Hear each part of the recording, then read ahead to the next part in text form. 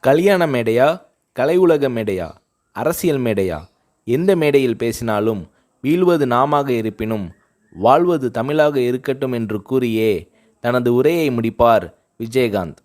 கலைஞர் கருணாநிதி அவர்களின் இந்த திருவாசகத்தை புரட்சிக் கலைஞர் விஜயகாந்த் அவர்கள் தன் இதய வாசகமாக வைத்து பேசி வருகிறார். காந்தியார் வலியுறுத்திய கதர் ஆடையே விஜயகாந்த் அவர்களின் ஒரிஜினல் ஆடை. சினிமா சம்பந்தப்பட்டது தவிர மற்றபடி எந்த விழாவாக இருந்தாலும் கதரே அணிவார் விஜயகாந்த். தன் அப்பாவிடமிருந்து கதர் அணியும் பழக்கத்தை கற்றுக்கொண்டவர் விஜயகாந்த். இவரை பின்பற்றி இவரின் நண்பர் இப்ராஹிம் ராவுத்தரும் கதர் மேல் காதலாக இருக்கிறார். இந்த மதுரை நண்பர்களைப் போலவே அவர்களது தந்தைகளும் நண்பர்களாக காங்கிரஸ் கட்சிக்காரர்களாக இருந்தவர்கள்.